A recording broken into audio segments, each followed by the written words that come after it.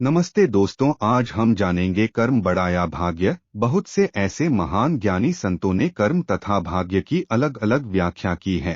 कर्म की व्याख्या करते हुए तुलसीदास जी ने लिखा है, कर्म प्रधान विश्व करी राखा, अर्थात यह विश्व कर्म प्रधान है। यहाँ पर कर्म का अधिक महत्व है। भगवत गीता में भी श्री कृष्ण ने कर्म की महिमा बताते हुए कहा है कि जो व्यक्ति कर्म करता है वह मुझको प्रिय है, किंतु कुछ संतजनों जैसे कबीरदास जी आदि जो भाग्य में विश्वास रखते हैं, उनका कहना है कि जो भाग्य में है उससे अधिक किसी को नहीं मिलता है। या हम कुछ लोगों को ऐसा कहते सुन सकते हैं कि जो भाग्य में लिखा है उसे हम बदल नहीं सकते, तो फिर कर्म क्यों करें। तो आइए जानते हैं कर्म बड़ा या भाग्य। कर्म और भाग्य में कौन बड़ा है, यह जानने से पहले हमें यह जानना होगा कि आखिर भाग्य क्या है, भाग्य निर्माण कैसे होता है। दोस्तों, हिंदू धर्म पुनर्जन्म में विश्वास रखता है। हिंदू धर्म आत्मा एक शरीर को छोड़कर दूसरे शरीर को धारण कर लेती है। इसका उल्लेख भगवत गीता में भी मिलता है। व्यक्ति के द्वारा इस जन्म के संचित कर्म ही अगले जन्म के लिए भाग्य का कार्य करते हैं। संचित कर्म अच्छे या बुरे किसी भी प्रकार की हो सकते हैं। आइए अब इसे एक उदाहरण से समझते हैं।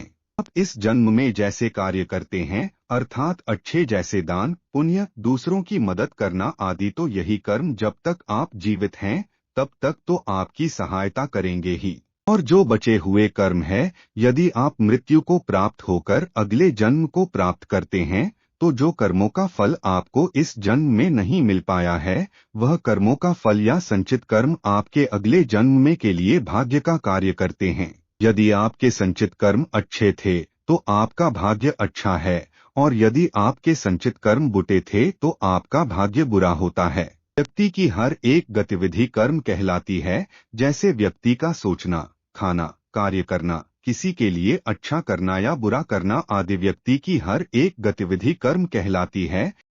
भगवत गीता के अनुसार कर्म बड़ा, इसे समझने के लिए सबसे पहले हम आपको एक कहानी सुनाते हैं। एक विद्यालय में दो विद्यार्थी अजय व विजय पढ़ाई करते थे। अजय बहुत मेहनती था। अच्छे से पढ़ाई करने के बाद भी कक्षा में प्रथम स्थान प्राप्त करने में असमर्थ था, जबकि विजय नकल करके पास होने व भाग्य में विश्वास रखने वाला विद्यार्थी था। अजय और विजय धीरे धीरे अच्छे दोस्त बन गए।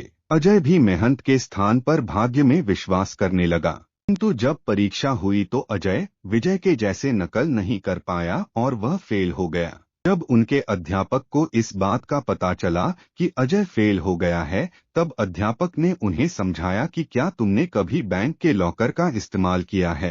बैंक लॉकर दो चाबियों की मदद से खुलता है। एक चाबी उपभोक्ता के पास होती है तथा दूसरी चाबी बैंक के मैनेजर अपने पास रखता है। ठीक इसी प्रकार हमारा जीवन भी दो चाबियों अर्थात भाग्य तथा कर्म की चाबी पर निर्भर होता है, तथा बैंक मैनेजर की भूमिका ईश्वर अर्थात भगवान निभाता है। हमें अपने जीवन में अपने कर्म रूपी चाबी का इस्तेमाल करते रहना चाहिए। क्या पता कब ईश्वर अपनी भाग्य रूपी चाबी का इस्तेमाल करें और हम सफल हो जाएं। वहीं दूसरी ओर हो सकता है परमात्मा अपनी भाग्य रूपी चाबी लगा रहा हो, पर हम अपनी कर्म रूपी चाबी का इस्तेमाल ही ना कर रहे हो और हमारी सफलता का ताला खुल ही ना पा रहा हो। गीता के अनुसार भाग्य भी कर्मों से ही बनता है, जो कि पिछले जन्मों का कर्म अर्थात संचित कर्म होता है। एक व्यक्ति अमीर घर में पैदा होता है, वही कोई गरीब घर में, यह सब उसके पिछले जन्मों के कर्म के आधार पर ही तय होता है। भगवत गीता के अनुसार कर्म का फल तो मिलता ही है।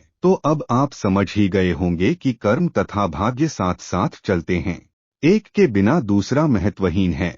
इसलिए कर्म और भाग्य दोनों का ही जीवन में होना बहुत जरूरी है।